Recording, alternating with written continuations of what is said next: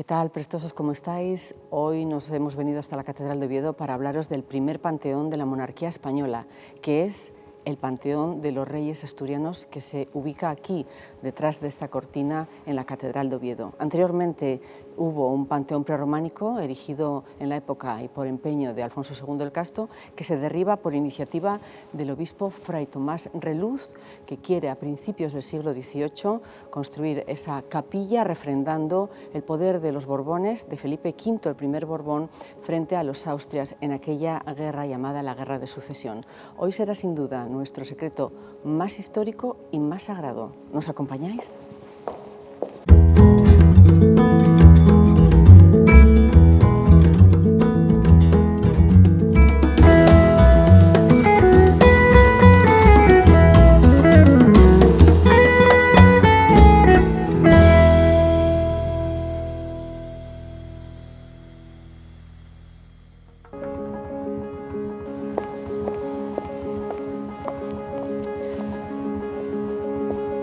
Estamos ante la estatua de Alfonso II el Casto, el rey más importante de la monarquía asturiana y el más longevo en cuanto a reinado. Desde el año 791 hasta el año 842 reina y convierte a Oviedo en una sede regia, en una sede monacal muy importante para todo aquel territorio de la España de aquella época, del siglo VIII y IX. Él, entre otras cosas, se empeña, aparte de ser el primer peregrino, el creador, el impulsor del Camino de Santiago, desde Oviedo, creando el camino primitivo, se empeña en crear, en mandar erigir un panteón en la zona norte de su pequeña basílica dedicada al Salvador y a los 12 apóstoles para hacer enterrar a todos los reyes que le sucedan, incluso a su propio padre, el rey Fruela. Estamos en el jardín de los llamados reyes caudillos, entre ellos Alfonso II el Casto, al que se ubica en el exterior en una estatua exenta. Aquí tenemos 12 de esos reyes, de esos 13 reyes de la monarquía asturiana, en la parte norte, donde, como decimos, a principios del siglo XVIII se erige el nuevo panteón real por iniciativa de Fray Tomás Reluz. Sabéis que en Secretos de Asturias tenemos la suerte siempre de que nos acompañen los expertos en los temas de los que vamos a hablar. Hoy nos acompaña ni más ni menos que el deán presidente del Cabildo Catedralicio, que es don Benito Gallego. Buenos días. Bienvenida. ¿Qué tal? ¿Cómo está? ¿Qué tal? Un placer y mucha suerte de que él nos acompañe siempre en esa colaboración que hacen para con el canal Prestoso de Caja Rural. Bueno, estamos en el Panteón Real, ¿no? Sí, está en la capilla del Panteón de los Reyes. Donde está el Santísimo. Está el Santísimo y está la imagen de Nuestra Señora de las Batallas, de Nuestra Señora del Rey Casto, porque esta capilla originariamente se debe mucho a Rey Casto. Vamos a hablar de ello. Vamos allá. Pues adelante. Los monaguillos al final.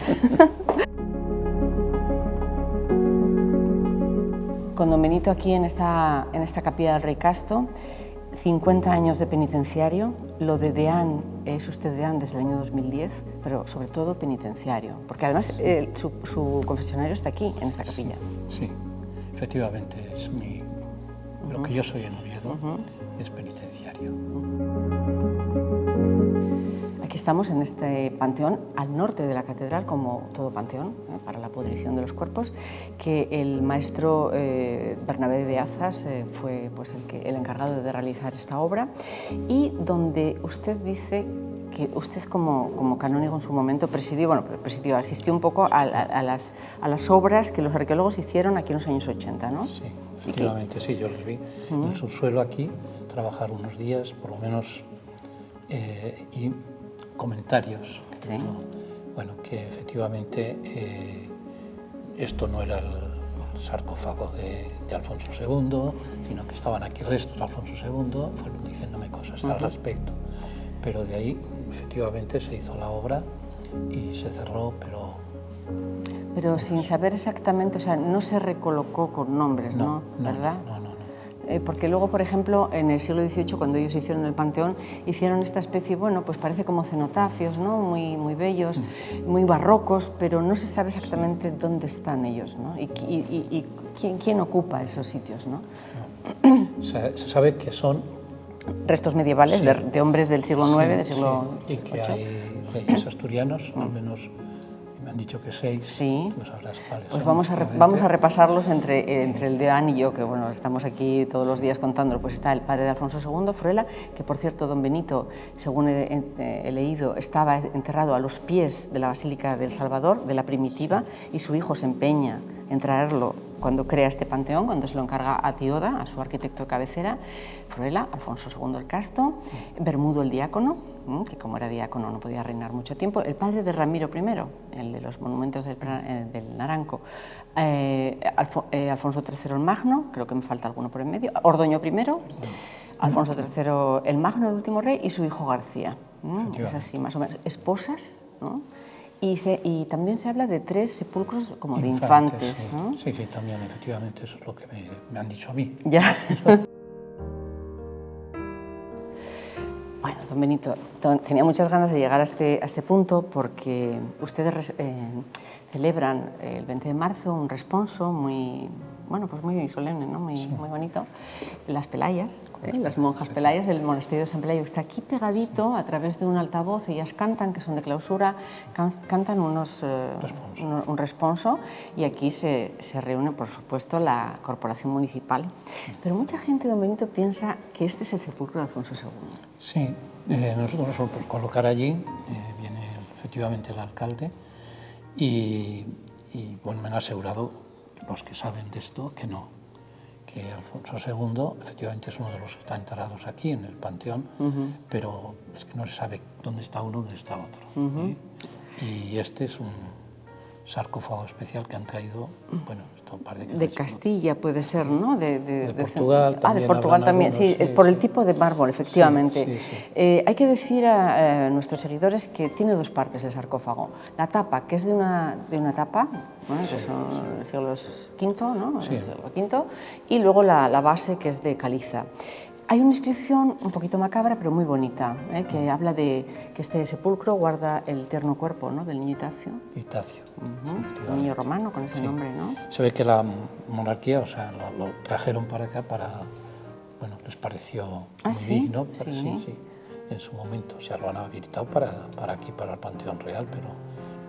Volvemos de nuevo en Secretos de Asturias un poco a los detalles sagrados, ¿no? Porque dentro de esta lápida, este sarcófago, la tapa de sarcófago del niño Itacio, hay una rareza que es única en el arte asturiano. Es muy singular, efectivamente, y muestra que era un enterramiento cristiano. Y ya, aunque fuera ese siglo V, ¿no? Decíamos. Entonces es un crismón, una especie de sogueado que bordea, y aquí está, bueno, está el alfa y el omega, ¿no? Sí, el alfa y la omega, referidos a Cristo, principio y fin, Christos, de Cristo, ¿no? Con la inicial de, bueno, la G, que estaría aquí como camuflada, y la R de Christos, ¿no? En griego. Sin duda es una belleza. Luego también hay que destacar las palomas, que de forma simétrica se sitúan en ambos lados de una especie de cráter, y todos los roleos que son una inspiración. Es una maravilla, es una maravilla. Una inspiración muy tardorromana. Don Benito, este panteón real es el primero de la monarquía asturiana y española, ¿no? Antes que San Isidoro de León, que sé yo que usted es también, bueno, como por su origen, ¿no? Leonés. Es, por tanto, una importancia máxima, ¿no? Sí, es muy importante, probablemente, ¿no? Esta capilla, dedicada a la Virgen de las Batallas. La Virgen de las Batallas, bueno, Alfonso II. Por cierto, la imagen bellísima, barroca, hay que decir, el rostro no podría ser prerrománico, no de esa Virgen prerrománica, probablemente, no podría existir. Es el rostro solo, o sea, solo la cara, y luego de paso es un armazón, y ya con Antonio de Borja, pues se hace el camarín y se ponen la repisa, que unos angelitos, unos querubines.